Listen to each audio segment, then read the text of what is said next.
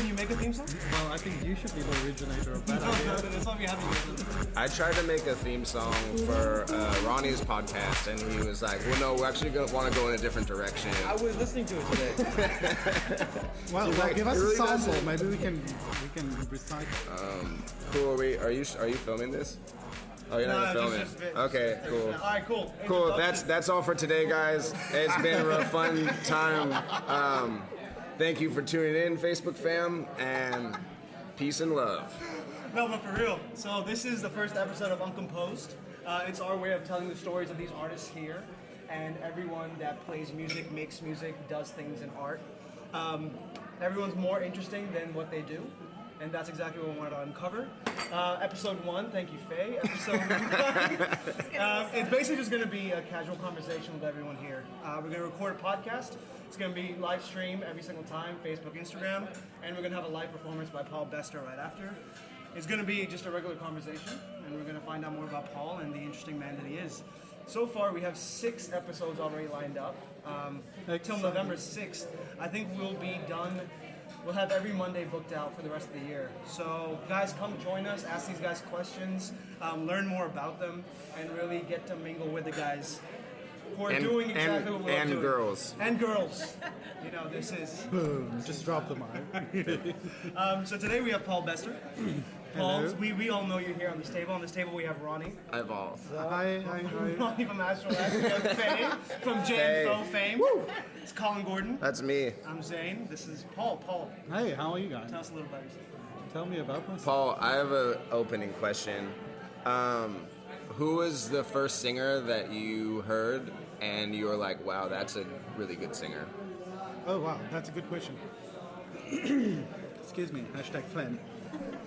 I was really into Andrea Bocelli as a young kid. I know it's so lame, very but, cliche. but my grandmother had a tape of Evita by Andrew Lloyd Webber, and I listened to that until it warped.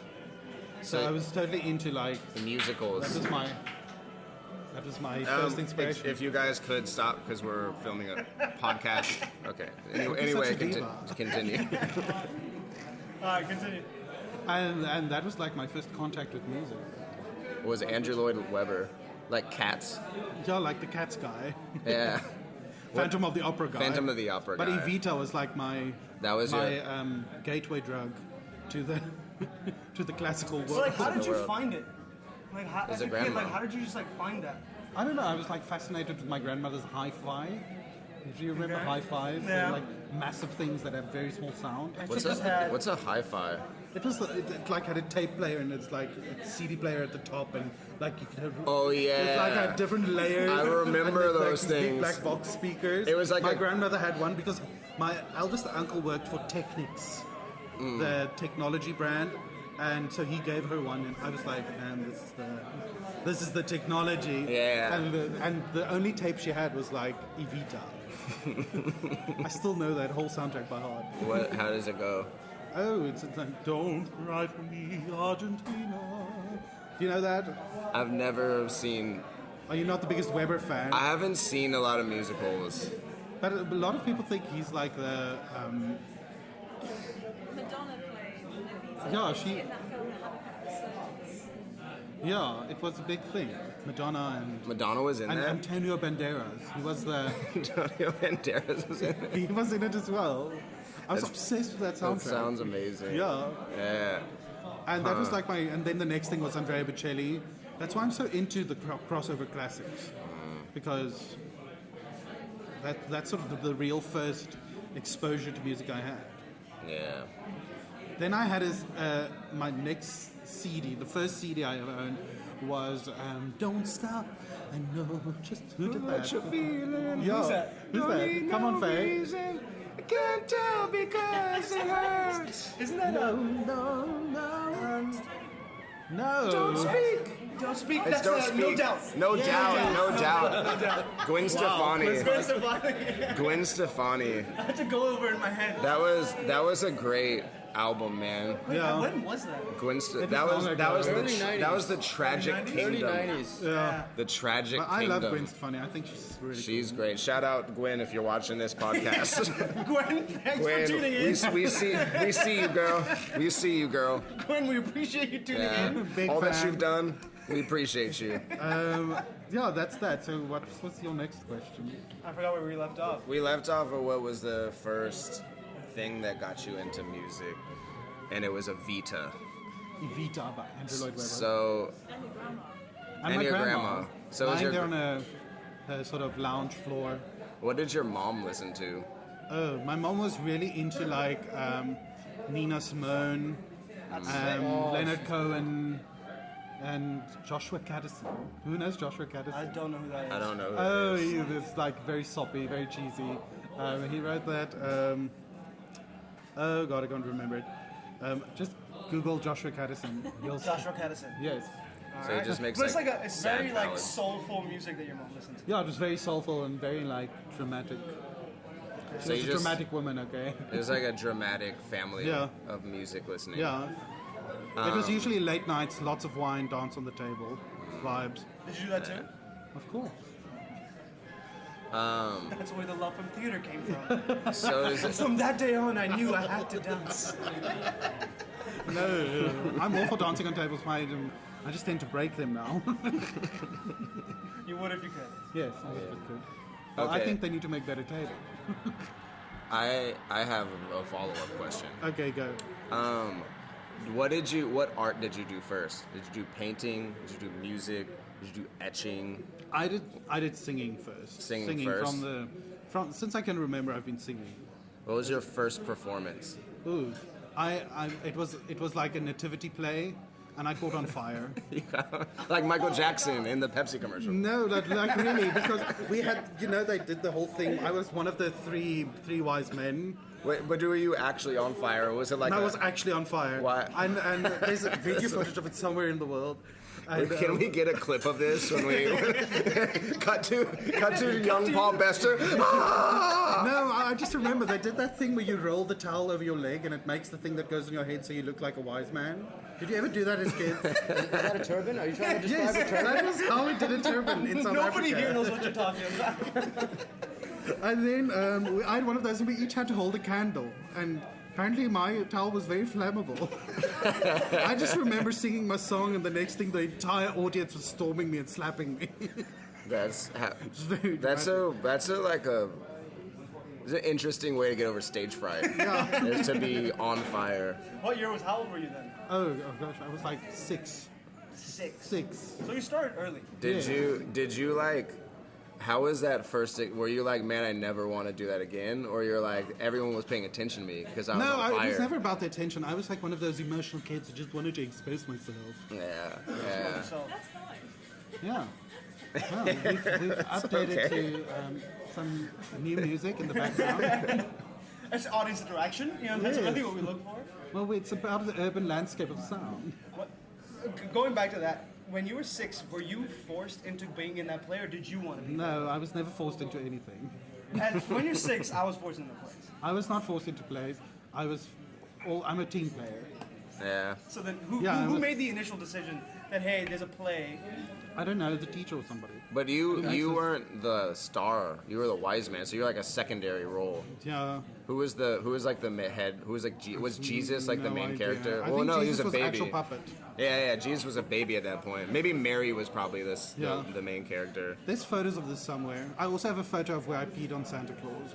It was that during a show as well. No, it's my dreaded fear. The worst fear in the world of Santa Claus. So that's how you deal with your fear.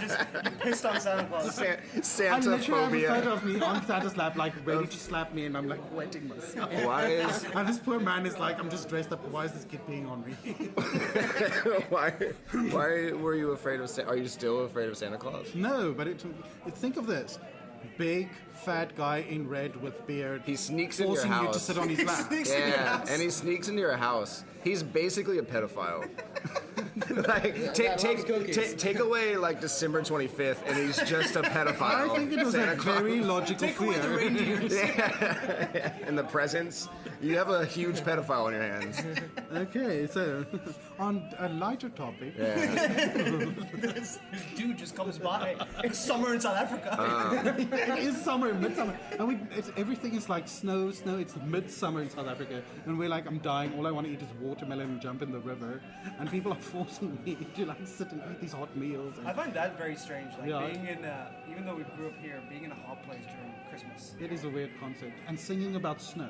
Yeah, because All, every all the Christmas music carol- everywhere is just about snow.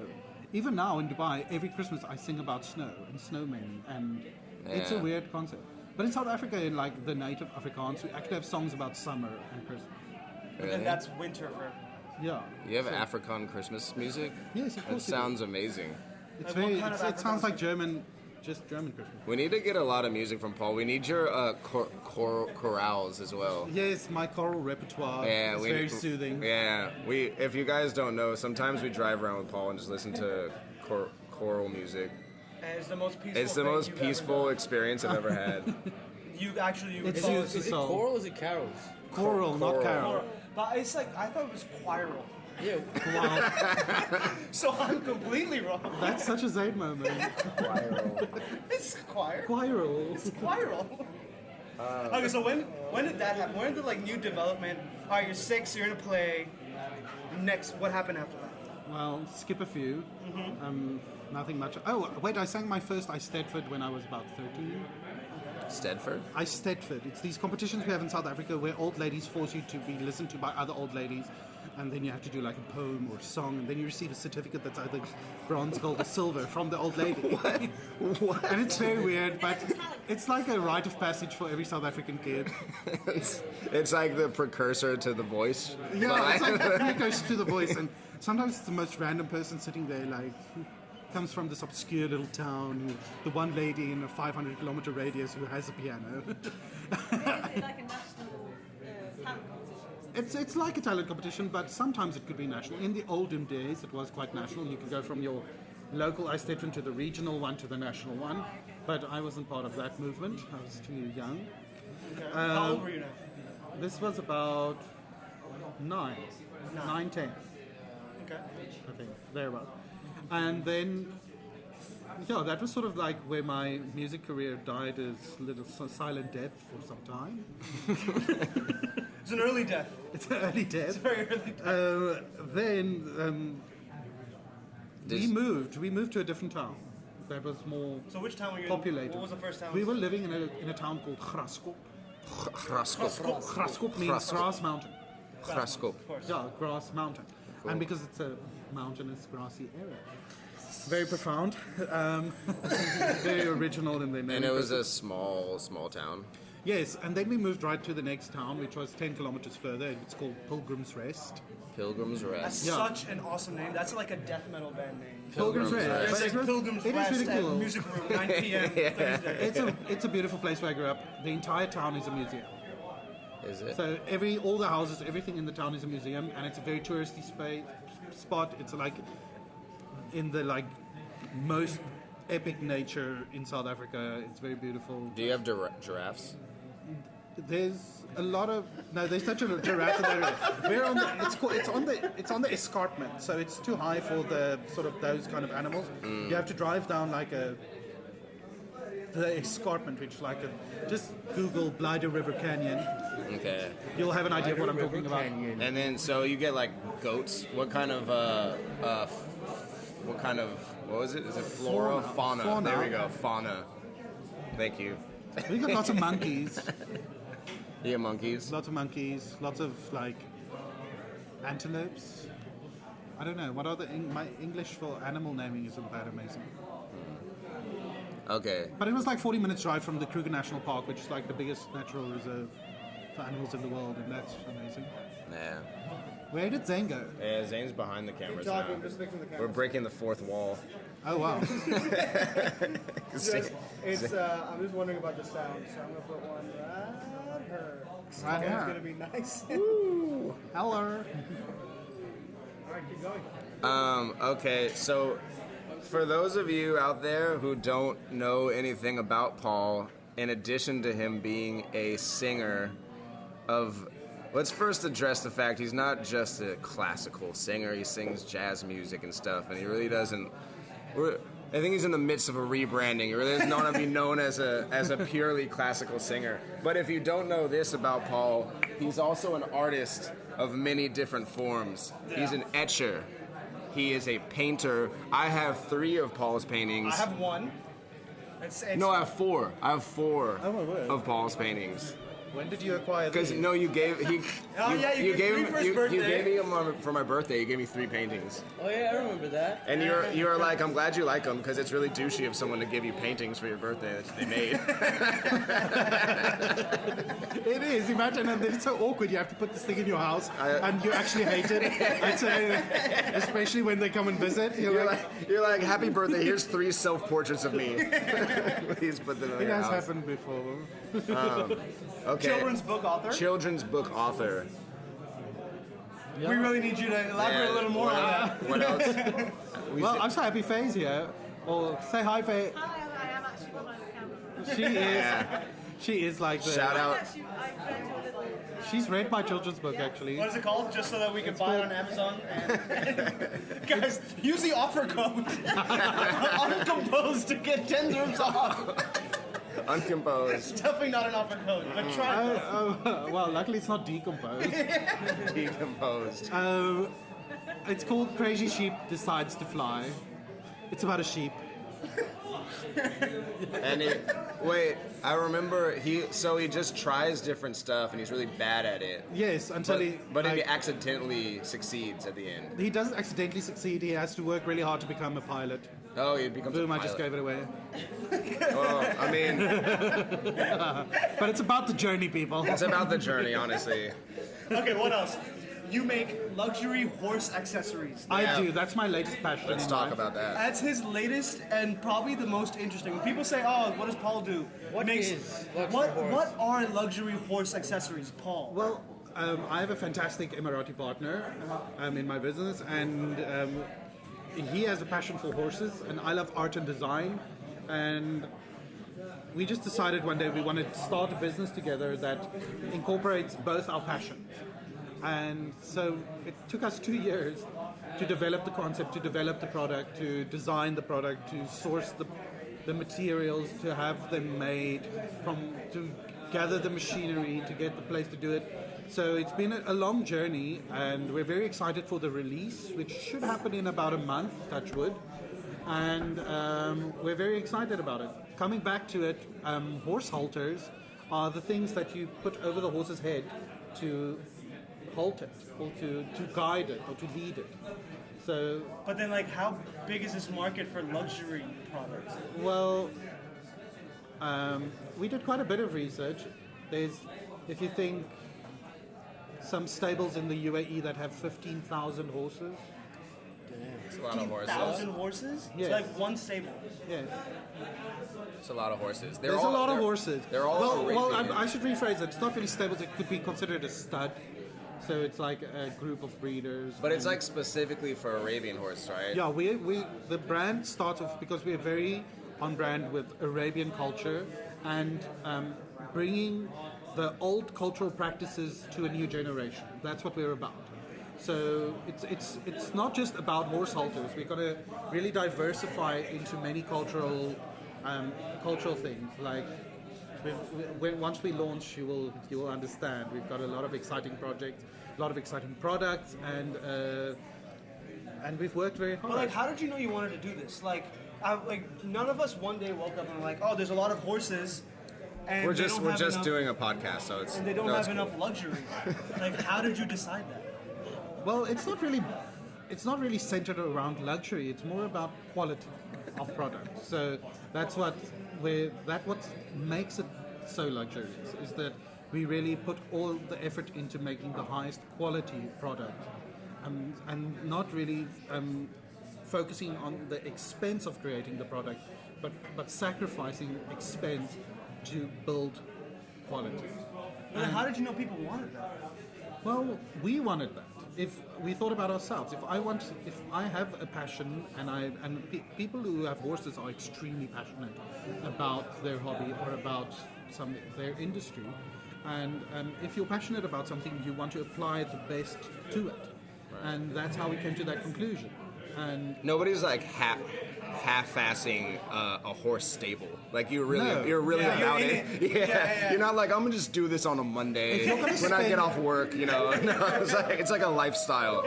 if you're going to spend $1 million on a horse, why are you going to put a piece of plastic around its head? Yeah, Absolutely. It's a Rolls Royce. Yes, it's a Rolls Royce, Yeah. and of the animal world in this region, at least in many regions, it's a vast international market. It's not just confined to this region. Everybody always says, "Oh, you started in the right region," and it's not that. It's very international. It's there's a massive movement, and there's literally hundreds of thousands of people in the world. Even just on social media, you'll be amazed when I start showing you. Like all the horse stuff. Yeah. It's absolutely mind blowing. So you think is that your favorite current project? It is. I'm really passionate about it. I'm really passionate. It's very exciting to see the steps of each one of these, of each vision coming to life. Like designing the hardware, having it cast, having it plated, having it sent, having like your 2D images become 3D, having the actual product in your hand for the first time, like having the leather delivered, getting the machinery when the machine runs for the first time. There's a lot of exciting steps that and leather smells delicious. yeah. Yeah. Can you describe exactly what it is? Okay, so if you think about this, it's a noseband with a headband that goes around the back of the horse's head. So it's a noseband and a headband, and then there's a chin chain that goes through 2 loops. So that it's called a show halter. So and then they use it to show off the horse. It's not a riding bridle or anything like that. It's a show halter. So you use it to show the horse with a lead. So if you basically Google or Instagram any image of an Arabic horse, you'll see exactly what it looks like. So we're stallion. and it's called a show halter. So that's just our first product. We've got an entire range of products for different animals and everything coming. And our passion is about modernizing or bringing the Arabic culture into the tradition into a more sort of sleek, modern presentation. That's sort of what it's about for us. Do you think you'll ever expand to capybaras? Because I'm thinking of getting a capybara as a pet. And I'd want maybe like a leash or something. Well, do you know what? You know me. I'll custom make that for you. Well, could you make like a leash or like a lead for my dog? Well, if you wanted to. Like I have a one-eyed cat. I have a Yeah. dog. Eye patch. I have a 2-eyed dog, guys. Wow. Maybe you could. Eye patch for the cat. Okay, hold on. Do you think which eye for each? What is it? I don't know. Hold on, let me think. For you listeners out there, Faye has a cat named Winky, and Winky has one eye. Winky has one eye. He is a stud of a cat. He's a very majestic creature. Yeah. Yeah. I have a dog, Kobe, who's also one-eyed. So what I'm thinking is, if let's say it's Winky's right eye and it's Kobe's left eye, then if we put them side by side, Yeah. they'll never see each other. They'll never know they were there. Logo zone. Zain, you're so dark. That's a good. That's the only time I get Kobe to be with the cat. That's Where Right eye. it's his right eye. it's Kobe's left No. eye, so we can just. That's a good premise for a children's book. 2 one-eyed creatures, and they're always next to each other, but they never know that each other are there. And then it's like a really sad that's how story. they get over this whole cat No, and dog then issue. one day they decide to reach out and touch. Yeah, I think ultimately it's a story about perception. and turning the blind eye. I think that's what it's about, guys. Okay, I have a question. So, does one of your so you do all this artistic stuff? Does one art bleed into the next? Like, for instance, when you're singing, do you think about painting? When you're painting, do you think about making horse stuff? Does this? Sometimes, the visual arts usually very much amalgamate. Is that the right word? Yeah. I don't know. My English is my second language. Amalgamate makes sense. So they sort of amalgamate, and the performing arts I do, the different genres they amalgamate. Yeah. So very rarely do the performing arts and the visual arts. So you're never like doing like a vocal line. You're like painting in your mind, like. No, I'm not that artistic. No, but I do like that question. Like, in your head, are you seeing something else? Like when you're making. Usually when I'm performing, I'm counting like a crazy person. In my head. Out there, it's like whoa, and in there, it's like and a one, a two, a three. When you work with full orchestras, that's sort of how it has to go. Yeah. Because there's 80 people behind you, and you're like, and I can't screw this up. I know. I hate playing orchestral percussion because it's like tacit for like 130 measures, and then it's like triangle. And at the beginning, I'm always like, cool, 1, 2, and then by the time it's like 45, I'm like, oh god, I don't know where I am anymore. What are we on? And then the triangle's coming up, and I'm just staring at it. I'm not even staring at the music. I'm sweating. I'm like shaking, holding the I can tell you triangle. relate. That has happened to me before. I've played percussion in orchestra. It's so bad. Colin, what? We're at 62. Like, oh my god. I'm like in the fetal position. Like, I can't do it anymore. The triangle's on top of me. And all you have to do is just watch the conductor, and all your stress would go away. Yeah, it's true. So he just point and ting. Yeah, he just looked at you. I'm like, it wasn't that bad after all. You didn't even have to count 400 bars. Oh gosh. Maybe another way of thinking, do you listen to music when you paint? And if so, I do. I like the stuff my mom listened to, like the Nina Simone, Leonard Cohen. Leonard very Cohen, I chill. don't know how like friendly that is for painting, but Nina Simone makes sense because she was. Baltimore. I want to paint. You I know, could just paint wanna- a Baltimore. Yeah. Exactly. But like Leonard Cohen's like, Yeah. like I want to like sketch. Yeah. I feel I like want to sketch like it's in a dark, criminal intense war. it's images. good. It's good etching music. It's Yeah, etching it's music, it's yeah, etching yeah. music. I like etchings. I do that. Yeah. Faye, you must come etch with me one day. etch. Yes, I have an etching press. But that's like when you like etch a sketch. Do you remember those things? Etching sketch is Yes, good. I love Actually, those. no, I think I did at school. But no, nonsense. I love it. We must have like next time we have a podcast, we must have, each person must make a piece of art and sketch while we talk. Yeah, I think etching would have been a good Actually, I have idea. no idea what the process is. So Well, you No, guys. it's quite a process. We're You gonna- can't just do it quickly. Okay, can we move on to the next question? Because okay, no. Let's go back a little bit, right? So wow, back. you're 10, 13, whatever. When did you start taking singing lessons? What I was started that taking like? singing lessons when I was 13. I begged my mom, and she didn't understand me because it wasn't really a culture in my family of music at all. I'm the only musician in my family. Like, my grandmother had some singing experience, but it wasn't like ever like educational or academic. And I just had this inkling that it's something I really wanted to do. I met my first music teacher, Auntie Erna. And she was amazing. She changed my life. She really did. And that What were I can her write a words book of- about that Give her a shout relationship. out. Give her a shout out. Shout out Tani Erna. Thanks for logging in. She's the sweetest person in the whole world. And that woman just changed my life. What were And some of her singing life lessons? singing life lessons? Oh, we would have these moments where she would like say, "Okay, Paul, you know the song now. I want you to look out of the window into the garden and just express." She would do things like that to me, and it made a difference. And I don't think I could ever take that seriously. no, she was like, Look how to express it. yeah, no. But if you're in a, she's like the Dalai Lama of singing teachers. This person is like, she changed so many people. Like, she's still giving voice lessons in South Africa. And, How old is she now? She's turning 70 next year, so she's 69. I get what you're saying though. She took you out of the page and on Yeah. into the world. Yes, you but know? definitely. She opened my eyes to stuff I never knew I wasn't seeing. Yeah. How long were you singing with her? So about 5 years, 5-6 years. Yeah, and she took me from competition to competition. This was the first singing lesson I had with her. She was like, "No, darling." And she was like, "You're not a singer." Okay. And I was devastated. I was like broken. And then she saw that. And because I knew I really wanted to be a singer, and I knew I really wanted to sing so badly, I was so hungry for it, and I knew I had a voice, I just knew nobody ever heard it. And it was so bad. My family was like, "You're not allowed to practice in the house. We never want to hear you sing." But why did they say you're not allowed to practice in the house? They It were was just you like didn't that. like music in the house? No, they was just like that, and they couldn't put me and music together. So we were living on a farm, and I had to practice in the sheep kraal.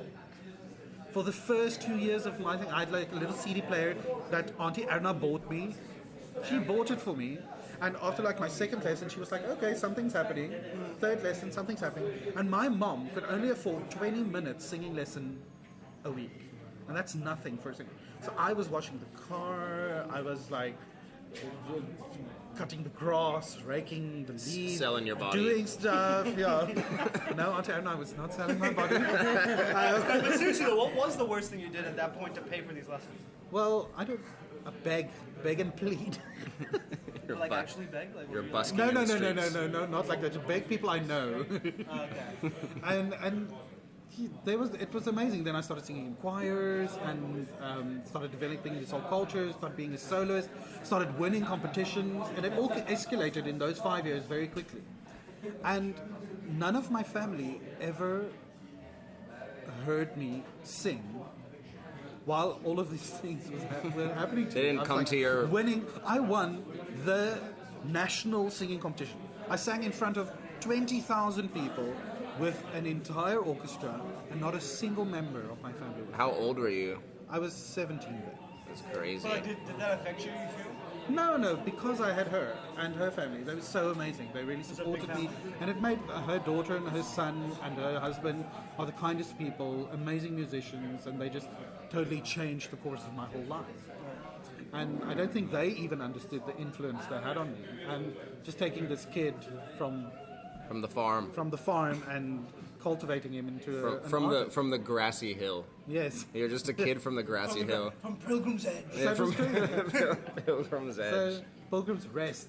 Pilgrim's Rest. Oh, apologies. Even better. Pilgrim's Rest. And it was pretty amazing that what she did for me. And then I was like, "Hey family, I want to go study music," and they were all like, "Not paying for that. Yeah, who becomes a musician? Here's some farm implements, and we'll even give you a piece of land, and we'll buy you a motorcycle." They offered me weird stuff, and then they were like, They just wanted you to stay on the farm. "Just be a farm person." Yeah, be a farm And, person. That's what we know, and that's what we're going to do. Bless them. But I was just like, no, I don't need your money because I won so many competitions that you didn't attend. I can pay for it myself, Right. and it worked. And Were they upset when you said I could pay for it? Did you tell them? no, that? I don't think they really cared, but they were just like, okay, do your thing. And then, like, only in my second year of university, my own mother heard me sing the first time live. What did she think? She was blown away. She was like, I didn't really think you were going to stand there in front of an orchestra. Because the first time she heard me sing, I was performing with some members of the Berlin Chamber Orchestra. So it was very sort of fluent musicians. It was like a We were good doing some hardcore Baroque music, and like this full audience at a festival. And I walk out in my tux and I sing, and my mom's like, "When's my son coming up?" She totally didn't She get didn't- it was she me didn't- actually she didn't know She's it. like, she didn't connect, and when she connected, it was so overwhelming for her. She had to stand up and leave because she had such a strong emotional response. She was just like, "How did I not realize this was actually happening?" Yeah, but it's true. If you don't have a musical family, it's hard for people to understand. To get what it's about. It's really hard for people to understand. And if they're not there, you can't understand Yeah. how fluent a musician is, or sort of what their culture is until you actually see them do it. Yeah. So I don't blame them or anything. It's just a question of like they just didn't understand because it was so far removed from their culture Yeah. and from what they knew. And then what was your mom's reaction after she saw you? Oh, You she was basically amazed. have the story of Derek Like became my Zoolander. biggest. She became like my biggest fan. Yeah, you're the- basically South African Derek Zoolander. Yeah, because Derek Ziller's dad was like a coal miner. And then he remember that? I know this because I just saw this movie again. And then he like went home to he's like, "Dad, I want to come back." Like, "We'll never accept you in the mines." Oh, Colin. It's similar. It's very true. Yeah. It's very true. Farming, mining, I see the. Okay, so Yeah. she sees you, and what were the conversations like after that? Because obviously before. No, she was very cool. She was very supportive. Yeah. But she was always very supportive. She just wasn't there. Can I say it like that? Yeah. So she was totally getting that. She was totally letting me do my thing, which in a way is it's a good way of supporting. It's like I can't necessarily be there, but I will allow you and support you to do what makes you happy. I don't understand it, but go. Yeah, do it. Do it. Yeah. So then you went to university. Joburg, right? No. This was close to Joburg. It was in a town. We live in a town called Heidelberg. Heidelberg. It's very German. And there's two Heidelbergs in South Africa. This was Heidelberg in Gauteng. Heidelberg won, some say. Yes. Heidelberg A. That was pretty amazing. And then I went to university, and I got a new voice teacher then. Werner Nau was his name. Is his name? He's still alive. Werner Nau. Werner Nau. Yes, an amazing voice teacher. He taught me a lot. A very inspirational, terrifying man, but I absolutely adore him, and he put the fear of God in me. Was it one of those? What's that music movie that everybody watched about the drummer? Whiplash. Was it like a Whiplash scenario? No. Sadly, I think I got him at the end of his. Tape. So it wasn't so rough. He was very gentle and kind with me, and very patient, and he taught me a lot. But he's an orphan from the Second World War. Oh. So it was like he has a whole story of himself. But very inspirational man. He taught me a lot. Yeah. And then what learnings did you have in that part of your life? Where did you take that? Where did you go A lot of my learning was not part of curriculum of studying music. I feel that the majority of the stuff I learned at university was being in the university environment, much more than actually like being around people that are learning for the first time, yes. instead of like the farm life of like, Yes. I just do everything. And being around people who are really efficient and good at what they do. Yeah. So being in a culture where people like push each other to develop, and where you have to be, and you're constantly creatively stimulated, and you constantly have to go with the flow and be part of the culture. Yeah. I think that's the most important part of studying, rather than going and learning as an academic skill. Because if you like go sing at a competition and you win, but then you go back to the farm, you're like, well, that can never be my real life because I don't live that life all the time, right? Well, I yearn to have a little farm and grow little organic vegetables with some goats and a cow. One think day. we all do. I know. Yeah. Don't you just? That is the dream. That is the dream. Faye, is that a dream of yours? Yeah. Who doesn't have that dream? I think everyone wants a more peaceful life. Yes. Simpler I life. just want to have chickens and like feed them like vegetable scraps. And see them all excited about it. I just want a lagoon with some capybaras because they're semi-aquatic. Okay. We'll organize you that one day. And another Because colonist. Colin wrote the Wikipedia page. They're semi-aquatic, so they need to be close to bodies of water. Okay, well that's fascinating. Just watch out for big snakes. Yeah. They are the native predator for the anaconda. the native Are they prey. really? Yes. Yeah. Because they're like giant rat pig creatures. They're the biggest. They're the biggest rodent in the world. Yeah, they are. It's a capybara. How do I know this? Yeah, how do you know this? I know how I know it. Because I constantly research it. Well, I don't know why I know it. Maybe I've spent too much time with you. I think so, it's possible. Okay. So then university happened. Yeah. There was an amazing culture of university. I loved my time at university. It was like the.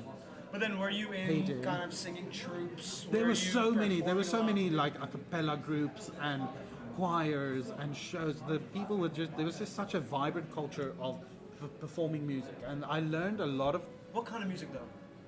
everything you can think of, from cabaret to like intense jazz to like. Intense jazz. Intense jazz. You get jazz, then you get intense jazz. Yeah. You know, like that acid jazz. Yeah. Where it's like so academic, it's like. It's just not even integrates. music. Colin and I were talking about that actually. Kind of like the free jazz, like you know, where you're just doing mathematical layers on top of layers. Yeah, and you wait- really don't know what's. Like it's a bit not like- music at that point. It's a bit but like it's musical technically masturbation. amazing. It's like it's so It fun is. to do, but It it's does very- get a bit very circle jerky, secluded, doesn't it? Yeah, it gets circle Yeah, jerky. so where nobody outside of the circle really gets it. Yeah. You have to be currently jerking. It's like an inside joke between the band. It's an Yeah, it's an inside joke. It's an inside. Yeah, That's actually in really public, good. it's very Yeah. weird. It's very Yeah. weird. It freaks me out a bit. So there was a lot of music. I was very part of the sort of a cappella vocal movement. It's a very vibrant thing in South Africa. It's very active. Each university has like 28 like amateur a cappella groups that compete in competitions like the most crazy way. I'll show you guys videos one day. Yeah. Oh my god. There's so they were like images of me singing in these groups like all. But was it like That'd a be great barbershop to quartet, or that'd be was it great like to see. Sorry, his hair somewhere. Like those. So yeah, was it like a barbershop? It's like a It's big like- barbershop quartet with like 16 guys. What's that 16 movie? girls. What's the acapella movie? There's like It's a like Pitch Perfect. Pitch It's Perfect. exactly like that. It's like Pitch I was gonna say Perfect. Jersey Boys. Or Glee. Or you could say Glee too. It was Yeah, we're all- it's like if Pitch Perfect and Glee had a love child, it would be my university. Yeah, that sounds fantastic. Musical university. How did you know to go there? My music teacher, she was like, and you're going here. So I was like, okay, knew. let's do this. That's great. And then, do you still keep in touch with any of those guys? And what are they doing Absolutely. now? Well, on Facebook, I see a lot of them busy doing stuff. All my best friends are from university, all musicians. Some live in New York now, some live in all across the world. They've literally just very few people actually in South Africa still. Were there a lot of international people, or are all these South Africans? Like, basically what I'm trying to say is, like, what was the life in South Africa like? Was it you with other South Africans, or were there still a lot of international people? No, it was coming me back with a and forth? lot of South Africans. It was but especially the university I was at was very local, Yeah. sort of South So Africa. there was just like it was a small community kind of space. Yeah. But you kind of have to leave at a certain point, right? 'Cause Yes, you do, there's but not they too really much to grew me do. well. It's an amazing experience. But I mean, like, there's not like if you get to a certain level, you kind of have to go where the music scene is, right? Yeah. Which is not South Africa. How is the It opera is a scene? very vibrant. There's a big opera movement now, and it's quite exciting. Some big voices are coming. And a lot of international opera stars are coming from South Africa. From my university, from like the University of Pretoria, there's a lot of from Cape Town University. There's a lot of very exciting talent coming. It's like a pool of talent coming from South Africa, and massive voices. Really, people dedicating their lives to educating people about voices. There's a lot of exciting things happening, and it makes So me. do you think it would have, like, if South Africa's scene is that vibrant, do you think sometimes there are more opportunities or bigger opportunities there than there are here? See, the scene is vibrant, but it's not very financially viable. So it's a very vibrant scene. It's an amazing scene to be educated in, but I don't know if South Africa is the place for a singer to build a career. Yeah. But then would you ever want to You go back? easily Is reach that- the ceiling. Yeah. So at some point you'd want to go back and come as Yeah, but next they always year. say a prophet will never be known in his own land. That's true. So it's that same thing. All the singers go abroad, make it big, then go back, and then there's some. Yeah. So it's very much that. But did you always know that?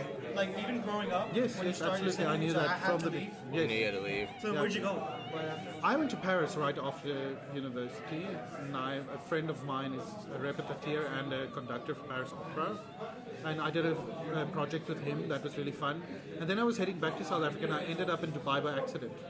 Came visiting family friends, and then sort of one very wine-filled evening, I met an agent, and she invited me to be part of the Dubai lifestyle, and hence here I am. And how long has it been here now? 4 years. 4 years. It's crazy. Yeah, time flies. Time flies. What's been the biggest ups and downs so far here? Ups and downs.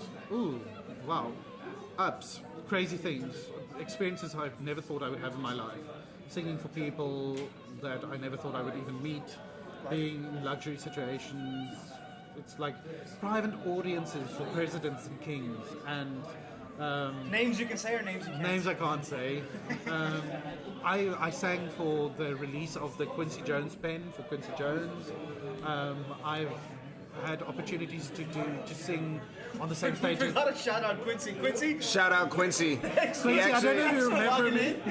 He I actually, sang in a room you were in once. but he opened up Q's, right? He opened up Q's. He opened up Q's, yes. Oh, no, I was there that night as well. You were there, right? But that was an amazing experience. That's Quincy's Jazz Club. If you guys out there don't know, sponsored by. it is. no. It is. I will say it's the best music. I think it's the best music. It's venue amazing. in Dubai. The people playing there now are mind blowing. Wow. Yeah. I haven't seen What's the it. guy right now who's there and he has a documentary on Netflix? Justin. His name is Justin, but I can't I remember. haven't his- seen What was the it. name of the documentary on Netflix? Keeping on. It's unbelievable. Keeping On. Yeah. Check it out. Yeah. Just check it out. That amazing documentary, and the pianist is playing at Q's right now. Yeah. It's He's the only one right now. We Right? should go to Yeah, Q's. it's full band, and the vocalist there, Yeah, let's Imani, go to Q's. she's unbelievable. Just go to Q's. It's the happening place Yeah. for good We'll be quality accused music. at 11:30. Yeah, you guys. We should definitely go though. What else can we talk about? Oh, we're not done here. Hold on. Tell us more about these presidents and kings and. Crazy events, like I got to sing in the backing choir for Andrea Bocelli. I was the section How leader was for that? that. It was an amazing experience. How is Bocelli on stage? It was weird. He was like escorted on stage with bodyguards, and nobody got to talk to him or meet him. But I suppose he's a blind person. Yeah, they weren't It really would be bodyguards. really They're weird. just like he needs the help. Yeah, but it would be really weird if everybody kept storming him. Yeah, because it's just yeah. like, where's That'd this be a coming bit. from? That'd be a bit So I totally disorienting. understood that, and it was an amazing. The orchestra was amazing. The conductor was the highlight. Working with that conductor, and it was really cool. And just being there, people paying a lot of money for those tickets and feeling the pressure of singing in the Do Forum. It was really How many people that night? 10,000. Damn. But it was pretty amazing. And I also got the opportunity to play Olaf the Snowman. Oh yeah, you In told the me. Disney production of Frozen in the Middle East. How was that? It was Disney in concert, so that was an amazing experience. I worked with the NSO, which is the National Symphony Orchestra of the UAE, and How are they as an orchestra? Like, obviously, I'm not gonna say like criticize. I'm saying in terms of standards, like there's a scale of good to great. they're Where amazing. are they? They're amazing. They're All amazing. right. 'Cause- On a scale of 9 to 10, Yeah, where do they stand? lie? They're amazing. Yeah? They're all. It's made up out of a lot of expat musicians predominantly, and they're of an amazing standard. That's one thing I've realized. There's a lot of educated musicians. A lot of educated Like people. that- strangely, like very educated. Perhaps not like I'm not a songwriter. Like like they don't come with like oh I'm a songwriter or here's something new that I'm doing. However, incredibly like educated in music. Yeah, but even in this industry, there are people like who have doctorates in piano that people don't even know it, and like who have doctorates in conducting and like They're just and they're just hiding. like here Just hiding out. working like a corporate job in the bank. Yeah, That's the thing. yeah, it's Okay, true. okay, this is really the crux of why we wanted to do this, right? How do we find those people, and why don't we all know these people? Everyone on this table should know that person. Yeah. Like right now, I know who he's talking about only because he's told me before. Yeah, there's Sure. a. Yeah. Right? Why don't we know that? Why don't we all understand Yeah. that and have that kind of I don't know, relationship or community where we can say, oh, that man Yeah. really knows his stuff. He's a conductor, or this man, perfect pitch, Yeah. will tell you whatever it is you need to know about keys, for example. Yeah.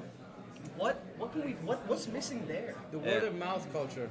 I believe, like, compared to other cities that I've seen, there's musicians in other cities that are open and talking and critiquing and you know, like. But I don't think the musicians are in seclusion here. It just depends also what kind of events they go to. Yeah, and it also it's You know, if they're involved in yeah. what event do they Yeah, where are they? Yeah. But very different to the turnover of expats in Dubai is also so Yeah, quick. the Every 2 turnover. years there's a new scene. Yeah, But yeah. here's the thing, it doesn't take 2 years for a community to be built, right? Like, look, if you have a space or if you have a community, people can go move in and out. It's like let's take an analogy of a football team, right? Players go in and out year in, year out. Yeah, but the thing is, the coach has to stay. If the coach doesn't stay, That's a then fair- a that's a lot good of point. then a lot of You really just broke down my analogy. and Yes. I nothing think more to something. that's what happens. Something I've seen. There's not like a night where people know to come mingle with each other. Like in LA, But there's. let's do it. Yeah, like- but the thing is, usually that is like, okay, all the sort of hipster indie musicians meet up. Yeah, right. Yeah. Right. never It's very seen- clicky. But that's the thing, you're not really going to get so many classically Yeah. trained musicians going to the same events. Yeah. But I don't see why that can't happen. Yeah, Yeah. We're too small to say that that's a thing. Yeah. You know, We need that's to my only broaden the criteria of who gets to come through the door. Yeah. You know, because And I think people need to understand that. Otherwise, they're not gonna.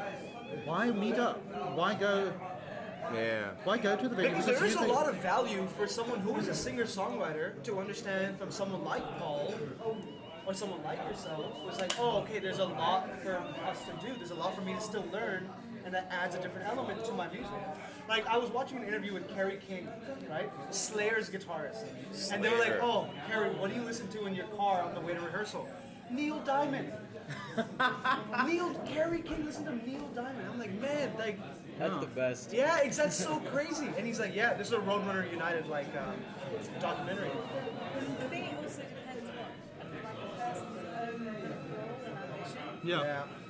Someone who's classically trained or whatever might want to be like classic rock or whatever. Yeah. Might not want to be, just playing solo. Just Yeah. playing in their own shows Or and stuff. doesn't want to be part of a three-piece indie band. Yeah, exactly. So it's very. Yeah. I get the idea of supporting Yeah. the music community, but there's so many different kind of desires that are going on there. That's why you get, Yeah. people like because those people have got a similar goal. Yeah. We want to be in a band. We want to be somewhere. We want to do gigs. It's Yeah. not cookie cutter. Yeah. Right, but my only thing is there's one, I think there is an underlying goal, which is we want to make good music and we want to get better. And we want people to hear our music. That should be like an underlying uniting. To be fair, I don't know. I guess I was never really in the classical music scene, but I never knew of any like classical music hangout nights that were ever happening. True, but did you know classical musicians? I did, but like There's a bomb. I always knew, like even here, that like Karak Beats is like the indie DJ alternative Yeah. night to go to if you're a DJ, Or if you like electronic music. or if you like electronic music. What else? But what's that for classical musicians? But in the classical circles, they do have things like that. They have like the Oh, is Dubai it? Pops Orchestra, where Dubai-based musicians can go and participate in an orchestra. They play fantastic music. It's very it's open to a wide audience and very accessible. It's not too academic, and they have a great following. But a lot of like what do sort of like independent, lighter sort of musicians? Why don't they go to that?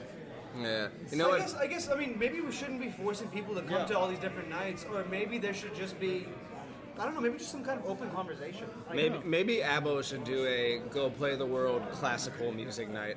Yeah, or like just like an open format. Yeah. Open format. Like some Yeah. kind of open format where, I don't know, this is just obviously spitballing right now, but there, Currently, anyone could go to. You can go to Totally Abo's night. like, Yeah. see that it's not even though you can majority of the time you get. Yeah. Yeah.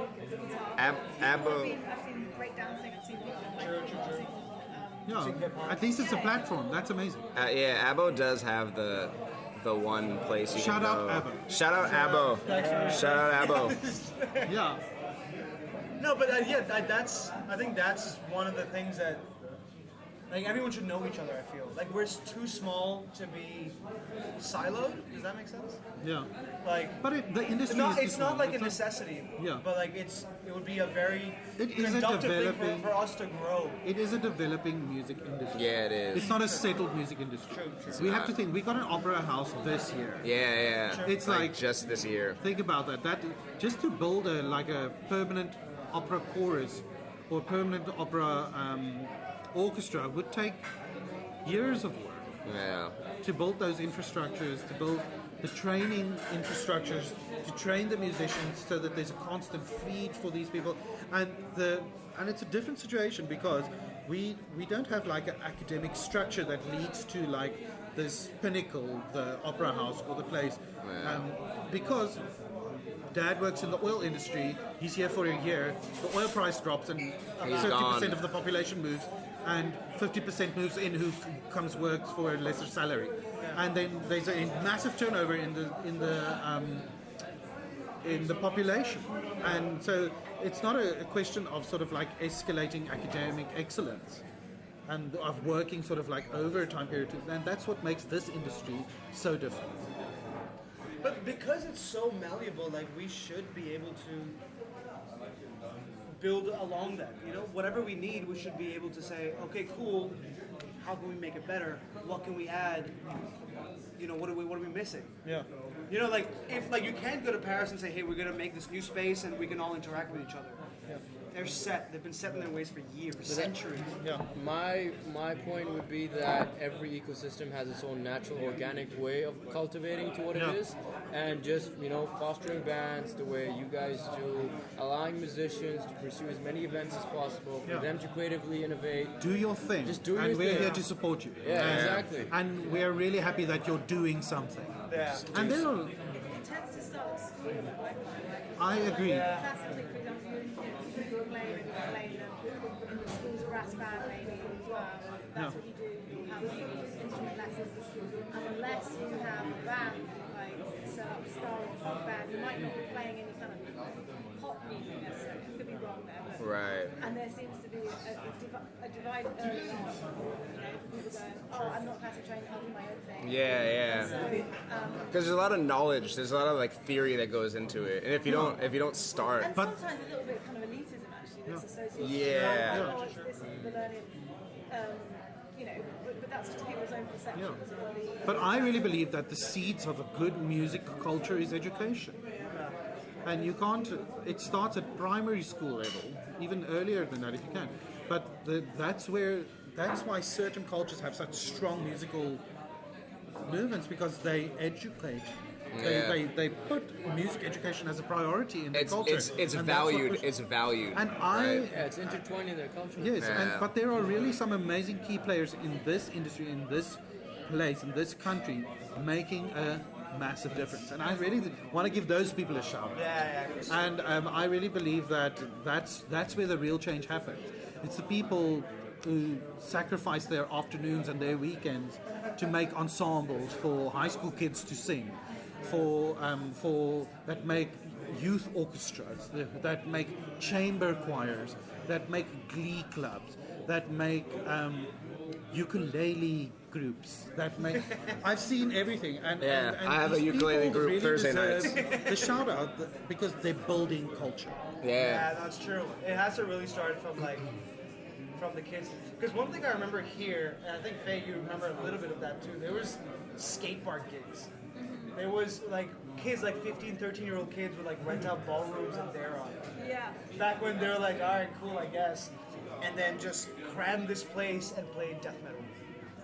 And the hotel was like, oh, we can't. You know, was the first nationality to truly like bring a music movement here. It was the Filipinos. Yeah, for sure. Them in like it was the skater Filipinos. It was heavy death metal, hard rock, That's that kind true. of And vibe. they still do. They still do it. Yeah. Still there. But hello, talk about a culture of music. That's Yeah. true. Yeah. Yeah. That's one. That's And one. music education is a big thing for Filipino people. Yeah. From the moment they can hear, they have music in their. I've heard that if you go to karaoke in the Philippines and you sing "My Way" wrong, then someone might beat you up or like stab you. Oh wow, that's right. No, but the standard is good. I remember once I was at karaoke here, and I Have Nothing, which I love, Whitney Houston, right? So someone puts it on at this place called Biggles, close to the airport. And we're all sitting there, we're like, oh man, someone's gonna try to do Whitney Houston. Nailed it. She's like 62 years old, I promise you. She comes on, she kills it. Obviously, like you don't understand if the song's gonna go well until the chorus hits. Yeah. And it hit, and I was like, man, you can just Such a The Voice Yeah, moment. just take me home right now. Like it doesn't matter. Like, I will be Yeah. your I child. fell in love with your pipes. baby. Yeah, exactly. I will be your child. I don't care. Whatever you need. But that's what I think. Like, man, it is changing here, right? There's a change happening, and people are doing more original songs. And I think as the movements get stronger, the industry will build around it. I think that's one thing, is to reward the people who are making their own music. Not to say to discredit anyone else, but it's to say like, that's awesome. Like, how can we? Because that's the hardest part, I feel. Right? Like you can rehearse a song, you say, all right, we can do it well, we can do it bad. However, when you have your own song that you put out there, you put in kind of whether it's It's emotions. it's the inspiring part. Yeah, because that, it takes a lot of courage to do that, and to have a support system for that, I think is very important. I think that's something I would I have. think we'll see a change, like with guys and kids that are school now. Yeah. They're a lot more like tech savvy as always, Yeah, sure. And there's a disconnect between obviously the scene that allows people to like play in bars and stuff, and there's like the guys who are 15, 16 who are like, Yeah. they're making music, and they're doing it in places maybe that you couldn't do years ago, like art galleries and stuff. They're online. They're a lot cooler than us. Exactly. Yeah, I mean, they're already like. So I think what we'll see in the next maybe 5 to 10 years, maybe a Dubai sound that we haven't had. I would love a Dubai sound, but a real authentic one, not one that was plastered. But I think it's very hard to narrow down to Dubai sound, and because everyone's from so many different places, and it's not. We weren't all educated here, grew up here. We come here. But I think that might be a benefit because that's what like jazz was like just was a a result combination of- of different yeah. cultures having to live with each other. Yeah. And that's exactly what Dubai is. So maybe there'll And be it'll be one thing. Yeah, it's gonna be It'll be the taken you know, apart of the song, everybody's. there'll be like, there'll be I agree, the yeah. there'll be the, The hip hop, Yeah. the R&B. There might be the classic sound. of The Dubai classic. as well. And then there'll be the ultimate oud player with a percussionist. Yeah, I think that's gonna be the signature at some point. Yeah. Give me the oud You know, guy. you have bands like Noon and everyone doing that. I think that will, at some point, that's gonna become like a signature. That might be like it'd be like open a gate. I think Say if there was a Mr. West. power ballad with an oud player, like an Aerosmith 90s power ballad, but just with oud, like that would change the game. I actually think different. I think like a trap track. A trap track with With oud. oud somewhere, like that's what's happening now, An right? oud This trap. trap Really? is everywhere. Married to the idea of oud. I just feel like it's the only thing that signature I don't think that's. currently. Like if I tell someone who's not from here, hey, what is the sound of Arabia? And I remember having this conversation with people in the States. They're like, oh, what's that egg-shaped guitar thingy? The egg-shaped guitar. Yeah, you know, because like It is a. I don't know, for me, podcast, I I think don't know what maybe I'm because I'm doing. a vocalist, They I also- come from a vocal perspective. I think the most prominent instrument I remember from like when they played in Lawrence of Arabia, the soundtracks or like Indiana Jones, I think in Egypt or stuff like that. It was always like an oud. I could always hear the oud in the background. Like when they entered to that fancy hotel. yeah, exactly. Yeah, It was always the oud. And string instruments playing in octave. yeah. Yeah, It's true. Yeah. like the entire orchestra playing one melody in octave. But see, That's so Arabic for me. but this place It's has the most Arabic thing I can think of. this place has a natural rhythm. There's like the reggaeton rhythm, and then you've got the Arab rhythm that they play everywhere. Like already has like a natural rhythm. Yeah. Yeah, exactly. And then That's you got, that's the official rhythm of and then the you just Middle take East one right out. You got there. the reggaeton, right? And so it's already ingrained in this culture. Oh, well, there you go. So like there should be some. Oh no, my backing classical music stopped. Well, And in post, we'll just loop it again. okay, but what are we going to do to wrap up? I don't know. We need to think of something good. No, that's the after the thing. Oh, I see. Right. We didn't think of any gimmicks today, So I think we're just gonna have to. let's just wrap it. What do you We need you? to do like Well, that. what's coming next? Yeah. What's next for Paul Bester? What's next for Paul Bester? I'm very excited. I've got a few projects lined up with other singers and other artists. I really want to do more collaboration in the next year. That's my vibe for the next year, for the season. There's a lot of collaboration with different singers, with different instrumentalists, making more recordings and just. But for the sake of really making something beautiful, not just like putting myself out there. I just want to make beautiful music with beautiful people. That's my thing that's coming next. That's really nice, actually. That's good stuff. You could sing while you paint with a horse lead. Yeah, exactly. Yeah. And then he'll ride his horse into the sunset. Selling your wares. Reading the children's book. Yeah. Yeah. So yeah, That's a wrap for much to episode come with Mr. Paul Bester. Yeah. Also, feedback. Could you hear us? Tell us what you guys liked, what you didn't like. What topics do you want to talk about? Yeah. Give us Yeah. all kinds of feedback, all kinds of comments. But it's but only let's gonna keep get it in better from our field. here. Yeah, of course. Unless capybara is something we want to elaborate. Honestly, that was a good tangent. But anyways, this is it for episode 1. This is Uncomposed, guys. Join us every Monday. Not to be mistaken with Decomposed. Not to be concerned with Decomposed. Yeah, that's the last one. But yeah, come to Brunswick if you guys. Shout out Brunswick. Shout out Brunswick. Just come here and talk with us. Come here and drink. You can join our podcast. We don't care. Yeah. We're not podcast snobs. Yeah. Come join our podcast. Cool. Peace. Peace out.